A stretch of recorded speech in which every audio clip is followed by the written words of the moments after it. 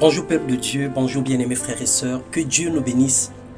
Cette semaine, par la grâce du Seigneur, nous allons faire une série d'enseignements sur le leadership de qualité.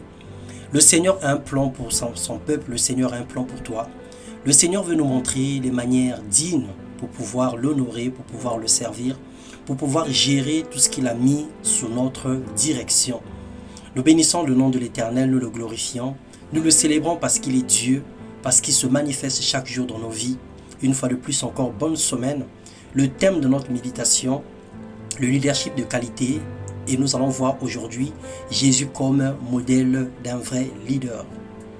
Selon la parole de Dieu, selon Jésus, le leadership est défini comme la capacité que Dieu donne à un individu de conduire, d'influencer, d'inspirer d'autres individus dans le but d'atteindre des objectifs, mais surtout d'atteindre des résultats sur les missions que Dieu lui donne d'accomplir.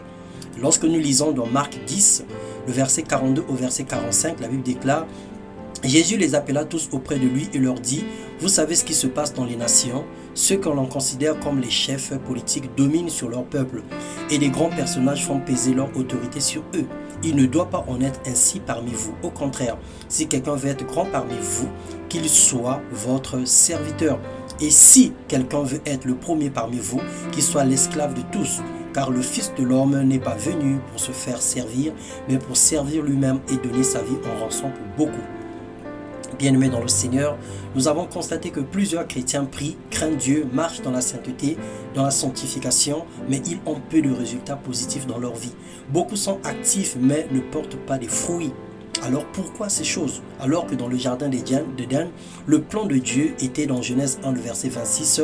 Dieu avait établi l'homme, il a donné à l'homme la responsabilité de multiplier, de travailler, de prendre soin de l'œuvre du Seigneur. Dieu n'est pas responsable de nos échecs ou de notre stagnation. Il nous a donné une responsabilité, alors c'est à nous de l'accomplir. Le premier ennemi de la réussite du chrétien est lui-même, à cause de la paresse, à cause de l'ignorance, le manque de persévérance, le manque de connaissance, le manque de diligence et surtout la peur et l'orgueil.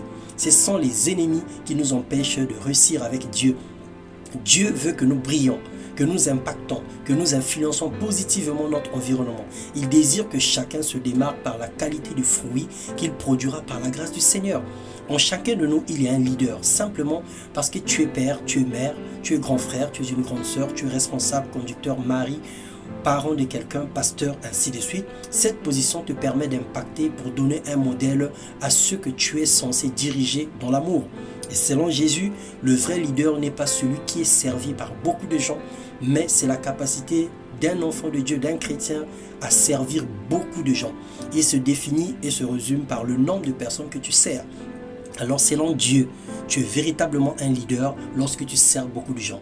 Ce n'est pas lorsque tu es entouré des gardiens, tu es entouré des ménagères, tu es entouré des chauffeurs, tu es entouré de toutes ces honneurs. Ce n'est pas là que tu es leader. Tu es leader lorsque toi tu te lèves pour aller servir beaucoup d'autres personnes. Et c'est ce que Jésus faisait. Jésus a servi le monde, Jésus a servi le peuple. Jésus n'a pas attendu qu'on vienne le servir. Alors combien de personnes sers-tu, mon bien-aimé? Nous croyons parfois que le leadership est une question d'être au bon endroit ou au bon moment, ou de connaître les bonnes personnes, d'avoir des capacités intellectuelles hors pair, d'être riche ou d'être supérieur aux autres.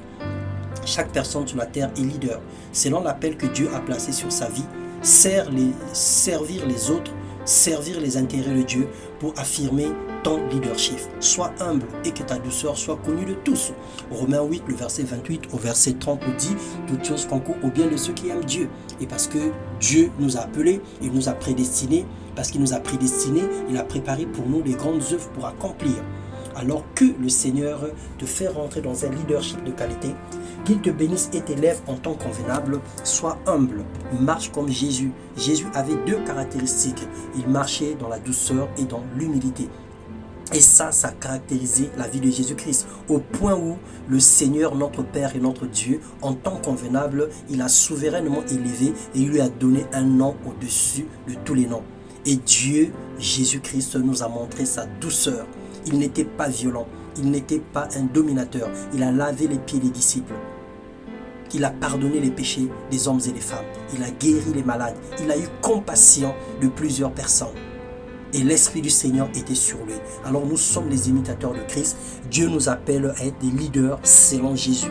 pas comme les chefs de ce monde, pas comme le monde gère, mais comme Christ avait géré.